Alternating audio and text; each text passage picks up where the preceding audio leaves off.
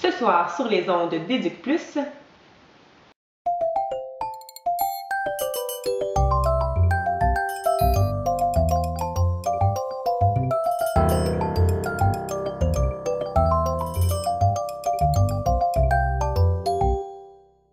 bonsoir et bienvenue sur les ondes d'Éduc Plus. Ce soir, nous vous présentons un reportage choc sur l'intégration des technologies dans une classe d'élèves dysphasiques. Nous allons donc rejoindre notre journaliste. Laurence, vous êtes là? Oui, bonsoir. Alors, il y a 2 jours, j'ai eu la chance d'aller passer une journée à l'école Émilie Galmin à la Prairie, dans une classe d'élèves ayant des difficultés langagières. Leur enseignante accorde une grande place aux TIC dans sa classe et j'ai voulu savoir les forces et les limites que ça implique. Voici donc, en premier lieu, de quelle façon sont utilisés les TIC dans sa classe.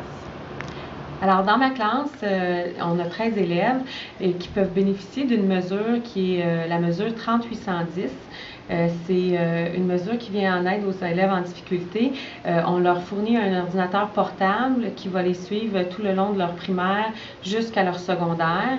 Ils peuvent aussi l'apporter à la maison pour faire leurs travaux, leurs devoirs et leurs leçons.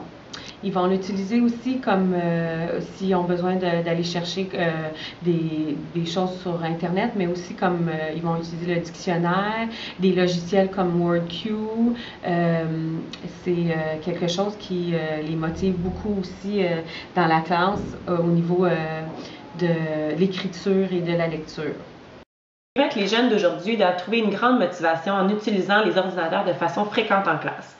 Mais dans les dernières années, nous avons beaucoup entendu parler du tableau blanc interactif. Est-ce que les enseignants de cette école en font un usage fréquent?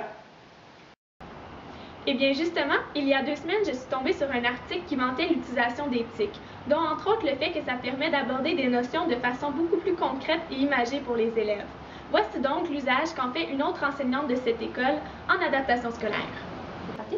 OK. Ce que moi je trouve intéressant pour les élèves en difficulté, le smartboard, c'est vraiment que c'est visuel, que les élèves peuvent vraiment utiliser les stylets, ils peuvent venir travailler au tableau, c'est super interactif.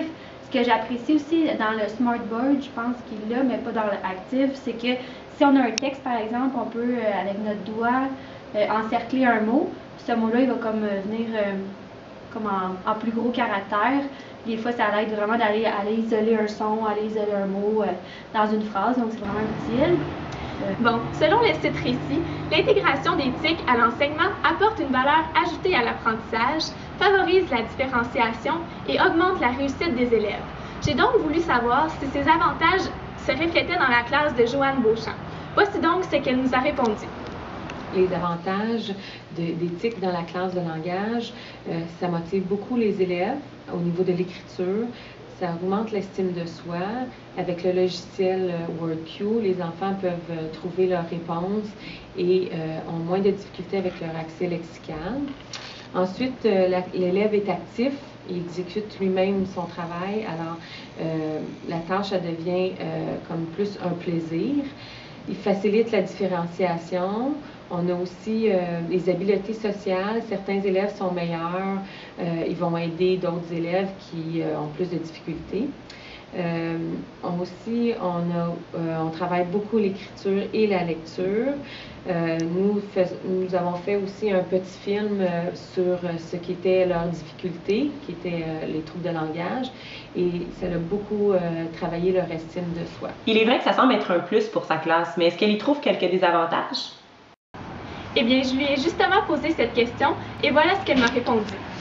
C'est certain qu'il y a beaucoup plus d'avantages que de désavantages, mais il y a des petits inconvénients. Les jeunes veulent beaucoup jouer sur Internet à leur jeu. Alors, qu'est-ce qu'on fait? C'est qu'aussitôt qu'ils ont fait un petit travail, puis on est fiers d'eux, on va laisser un 15 minutes pour faire leur jeu sur Internet. Mais ça devient que des fois, les jeunes veulent bâcler un travail pour pouvoir tout de suite passer au jeu. Et l'autre chose aussi, c'est beaucoup de gérance, de déplacement, beaucoup de mains levées. Aussitôt que ça ne fonctionne pas, ils demandent beaucoup de support. Alors, ça devient... Et voilà, ça fait le tour pour aujourd'hui. Donc, en terminant, retenez que l'utilisation des TIC est sans aucun doute un avantage pour les élèves ayant des difficultés langagières, car ils peuvent apprendre comme tous les autres, mais à leur propre vitesse. Eh bien, merci beaucoup, Laurence. Alors, sur ces sages paroles, nous vous laissons pour une courte pause et au retour, nous aurons un invité spécial qui viendra nous parler de l'école qu'il a fondée en Afrique.